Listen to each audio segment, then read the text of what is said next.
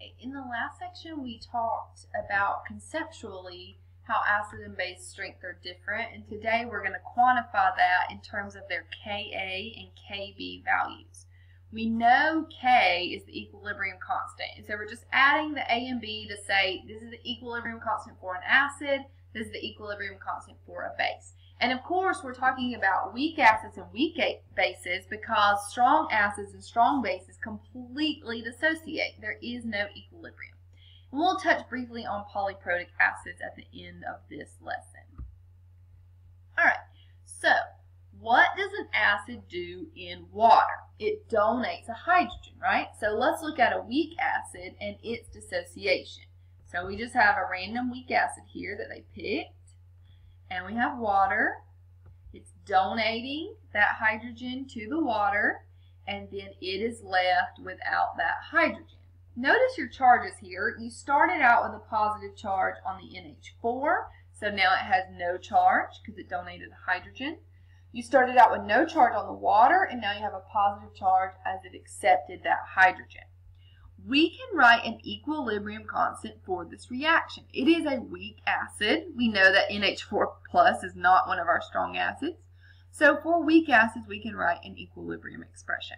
Same as always in writing equilibrium expressions. Products over reactants raised to their coefficient, and notice water never included in an equilibrium expression because it is a liquid. Also, notice if we wrote this reaction in a slightly different way, we could have H plus here instead of H3O plus, and those are synonymous with one another. So that is the expression if they ask you for the Ka expression. Okay, you leave the brackets in, those stand for concentration, and you don't include numbers when they ask for an expression. All right, strong acids, they say, can have a Ka value too. We're never asked about this because strong acids completely dissociate. So if you think about this Ka expression, these numbers on the top would be very large, but most importantly, there would be none of this left. So if you think about dividing by 0, this is essentially infinity. Okay, and that's a horrible symbol there. But strong acids Ka value is so large. Okay, they list it here at 2 times 10 to the negative 6, which you think about, that's 2 million for your Ka value. That is ginormous, okay? So this Ka value is so large that we don't deal with it in calculations. And you see HNO3, which is also a strong acid, has a very large Ka value, even though it's smaller than HCl at only 30. It is still very, very large, telling us that the equilibrium lies very far to the right, and there's very little of our reactant left. As we go down, we look at weaker and weaker acids. So the key here is that the stronger the acid is, the larger its Ka value.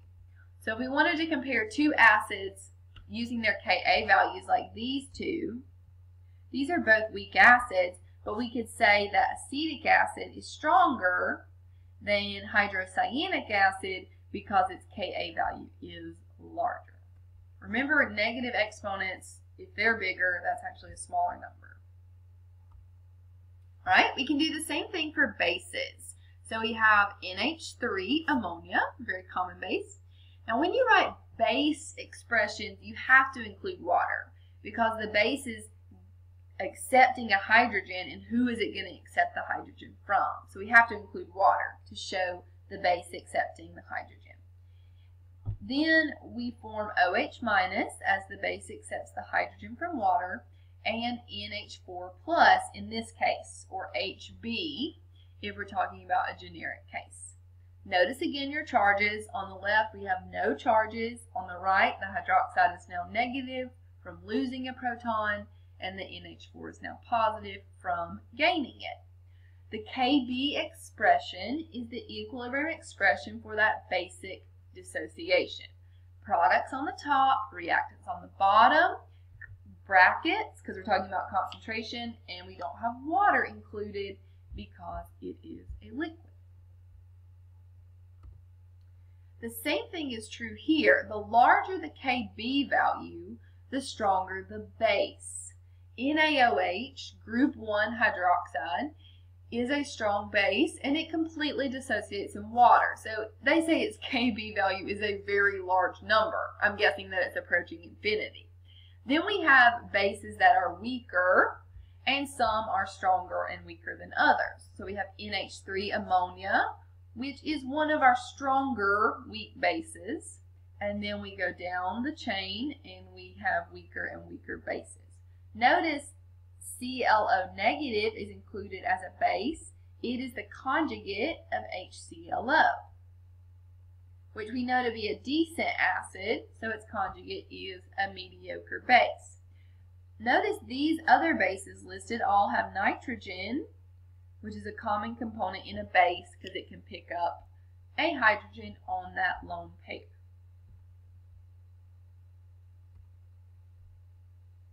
All right, we can calculate or report something called a pKa or a pKb value. All that is a negative log of the Ka.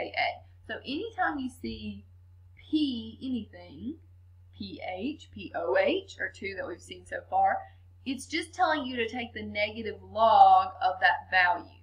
So the pKa is the negative log of the Ka.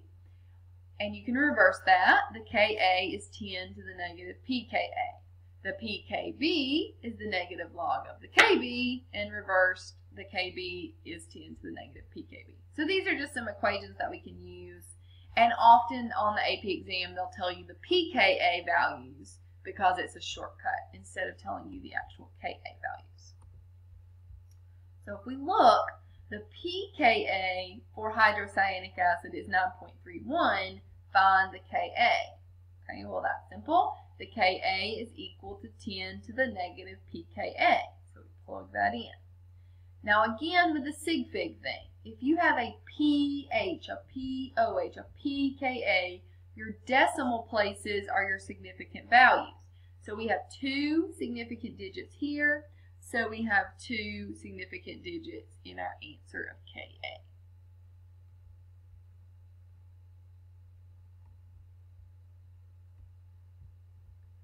Here is just some comparisons. We have HCl with its Ka and then its pKa, the negative log. HNO3 with its Ka and pKa, so on and so forth. Notice as your exponents get more negative, your pKa gets larger. So as your acid strength goes up, your Ka value goes up, but your pKa actually goes down. So the stronger the acid, the smaller the pKa, because it's coming from the negative log. So that's where that reversal comes from. Same thing for pKbs. You have your base with your Kb and your pKb. As the base gets stronger, your Kb is going to go up, but your pKb, because it's that negative log, is going to go down. So if you have a weak base, it may actually have a very large pKb number. Okay, what is the relationship between Ka and Kb for conjugates? I'm going to add that. Okay, we're talking about the relationship between Ka and Kb for conjugates. Remember, conjugates differ by hydrogen. They accept and donate to form one another. And so if we look at the example given here, NH3, oops, excuse me, get my tool back out. NH3 and NH4, those are conjugates. So we have the Kb value for the NH3, products of reactants, raise their coefficient, no water, and the same thing for the acid, and we have their values and their expressions. Okay, so let's see how they're related. If we take and we multiply them together, so this is our Kb, and this is our Ka. Okay? And we're just multiplying them together. We're trying to see a relationship.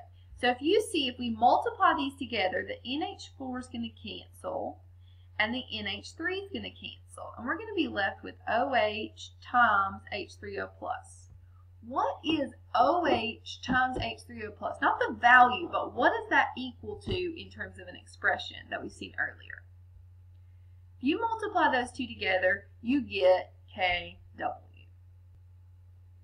So, what we can conclude is that Ka times Kb equals Kw. That leads us to two other conclusions, and they work these out to kind of prove themselves, but you can just focus on the equations. PKW equals PKa plus PKb, which is 14. And that is true at 25 degrees Celsius. It is also true if we're not at 25, except for this 14. That value will change when the temperature changes. But pKa plus pKb will always equal pKw. And equation 1, Ka times Kb equaling Kw, will always be true. Lastly, pH plus pOH will equal 14. This is a key equation as long as we're at 25 degrees Celsius. And again, it will be true at other temperatures, but the total value will not be 14 because as the temperature goes up, it shifts our pH range. All right, so 3 key equations to keep in mind, note, know when to use them. The first one we're going to use if we have Ka and not Kb, or Kb and not Ka. The second one we can use likewise. The third one we're going to use when we have pH and we want to know pOH, or we have pOH and we want to know pH. Remember, these reactions or equations are true for conjugates. So the Ka for HCl times the Kb for Cl minus. Conjugates, conjugates, conjugates.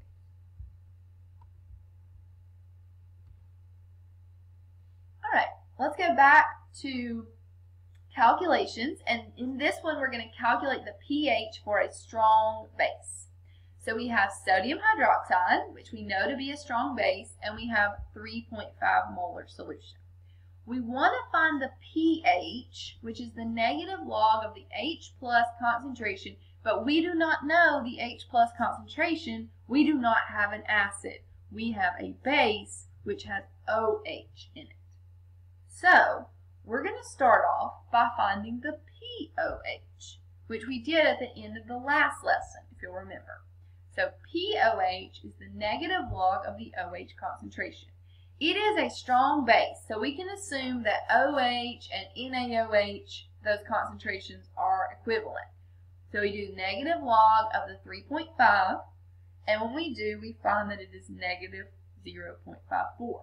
That is the pOH. That is not what we're interested in, but it's on the pathway to getting there. We want to know what is the pH. So for that, we can say, hey, pH plus pOH equals 14. If pH plus pOH equals 14, and we know the pOH, we can find the pH. So we simply plug in the pOH and find that the pH is 14.54. This pH is above 14, and 0 to 14 is normally our range, so being above 14 tells us that this is a really basic solution. All right, what about another example involving pKa's and pKb's? We have an acid that was dissolved in water, and the pKb for its conjugate base was found to be 15.5. The pKb for its conjugate base. We want to know the pKa for the acid. If you'll remember from our equations, pKa plus pKb equals pKw. And we're at 25 degrees Celsius, so we can say it equals 14. So what plus 15.5 would give us 14? Well, it must be negative 1.5. Is the solution acidic or basic? Now, if you remember from our chart earlier, we said that the pKa, if it was larger, that actually meant the acid was weaker. But if the pKa is smaller, that would mean the acid was stronger. This pKa being so low tells us that we have a pretty strong acid on our hands. So this solution is definitely going to be acidic. Is the conjugate base a stronger or weaker base than water? Okay, well, let's think about this. The conjugate base has a pKb value of 15.5. And we said that the lower the pKb or pKa, the stronger it was, and the higher, the weaker. This large pKb value tells me that this is a weak conjugate base. And we know the acid is strong because it has a pKa of negative 1.5. So I would have to say that this base is probably weaker than water. Let's see what they say. The conjugate base is weaker than water. Water and the conjugate base are going to compete for protons, and water is going to win because the acid is strong. So its conjugate base is terrible. And I know the acid is strong because look at that pKa value, negative 1.5. That is a really low pKa value, which is telling me that I have a pretty strong acid on my hands and a pretty crappy conjugate base. All right, calculating pH for a weak acid solution. Calculate the pH of a 2.5 molar solution of HF. Now, you've got to recognize that HF is a weak acid, because otherwise you're going to go, oh, I know how to do this, negative log of 2.5. Well, 2.5 is not the concentration of H+. 2.5 is the concentration of HF. And we know that HF does not completely dissociate. So, we have got to figure out what the H+ concentration is, since we know it's not 2.5. They give us the pKa, so that can be helpful. We're going to first use that to find the Ka. This should be your first step in a weak acid problem, is figuring out, do I know the Ka?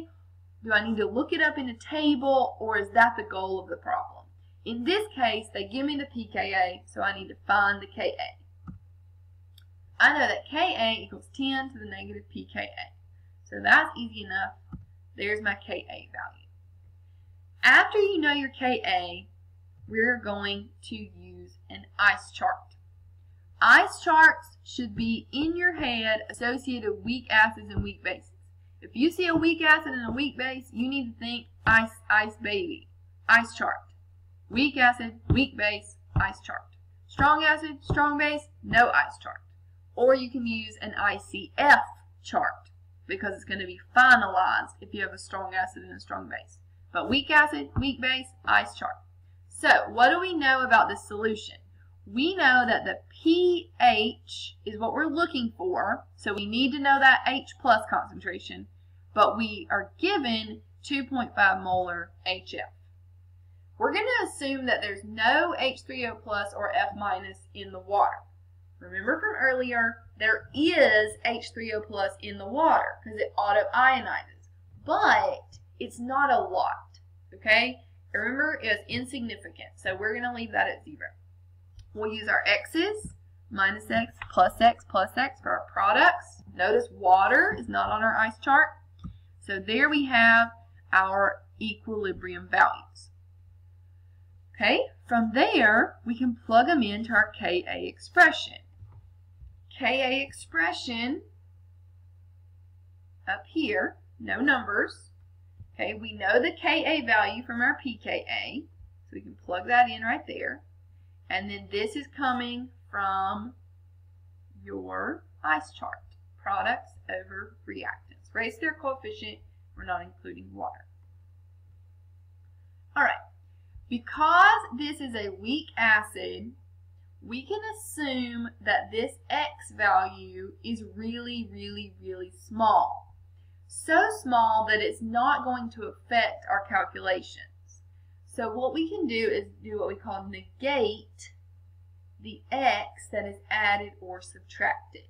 Negate the X that is added or subtracted. We can't get rid of all the X's. That kind of defeats the point of the algebra problem. We'll get rid of X's added or subtracted. So I'm getting rid of this X. So that leaves me with 7.2 times 10 to the negative 4th equals X squared over 2.5. I'll then multiply the 2.5 on both sides and take the square root to find X. Okay, and so here's X right here. Now we can go back and double check and see if this X was significant. So in your calculator, if you do 2.5 minus what we found for X, you'll find that it's 2.46, I think, or 2.58 maybe. But either way, it's going to round right back to 2.5. So it didn't make a significant difference. So it's okay that we got rid of it there. So there's our x, but that's not what the question asked, right? The question asked us for the pH. And we know that the pH is the negative log of the H plus, and we know that x is equal to the H plus. So we're ready now. We can find the pH using the negative log of that H plus value. And there's the pH, 1.38 for that weak acid.